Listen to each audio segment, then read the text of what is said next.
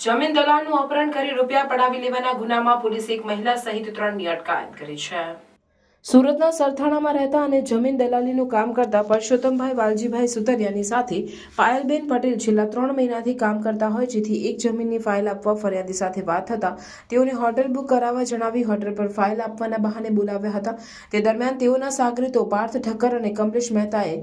નામના ઈસમો કારમાં આવી પરસોત્તમભાઈને માથામાં કોઈ હથિયાર વડે માર મારી તેઓનું કારમાં બેસાડી નવીપુર લઈ જઈ ચપ્પુ બતાવી ધમકી આપી તેઓના મોબાઈલમાંથી ગૂગલ પે એકાઉન્ટમાંથી રૂપિયા 13,500 ઓનલાઈન અલગ અલગ એકાઉન્ટમાં ટ્રાન્સફર કરાવી બેંકના ચેકો માંગી 3 ચેકમાં 7.5 લાખ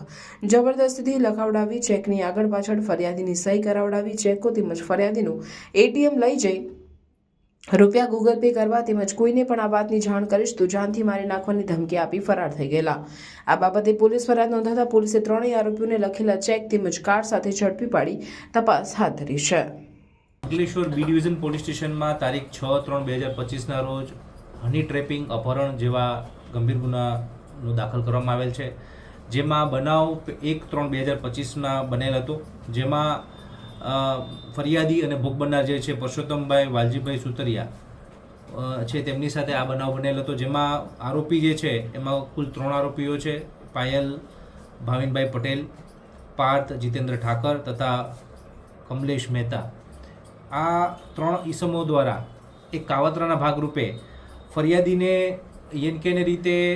બોલાવી હોટલમાં મયુરા હોટલ જે છે ત્યાં બોલાવી તેને માર મારી તેને પોતાની ગાડીમાં લઈ જઈ અને 4 જેટલા ચેક સાઇન કરાવેલ તથા ગૂગલ પેથી કેટલાક પૈસા પણ એમના ખાતામાં ટ્રાન્સફર કરાવેલ અને તેને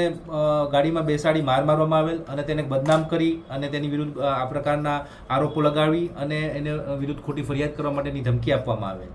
મુખ્ય મુદ્દો એવો છે કે પાયલબેન છેલ્લા 3 મહિનાથી આ ફરિયાદીને ઓળખતા હતા, જમીનની ફાઇલ આપવા ફરિયાદી સાથે વાત કરતા હતા અને આ બહાને તેને હોટલમાં બોલાવ્યો હતો। ત્યારે કાવતરાના ભાગરૂપે પાર્થ ઠાકર અને કમલેશ મહેતા છે એ એમની 4 વ્હીલર ગાડી લઈને હોટલ ઉપર આવેલા હતા। આ હોટલ ઉપર આવી અને પાર્થ ઠાકર અને છે ને કોઈ હથિયાર વડે માર મારી તે ફરિયાદીને અપહરણ કર્યું, ગાડીમાં બેસાડીને તેને લઈ ગયા હતા અને આગળ લઈ જઈ અને તેની પાસેથી આવી રીતે બળજબરીથી પૈસા ટ્રાન્સફર કરાવ્યા હતા અને ચેક લઈ લેવામાં આવ્યા હતા। આ બધી જ બાબતે આ ફરિયાદી છે એ શરૂઆતમાં ખૂબ જ ગભરાતા હતા, પરંતુ પોલીસના સપોર્ટથી આ ફરિયાદ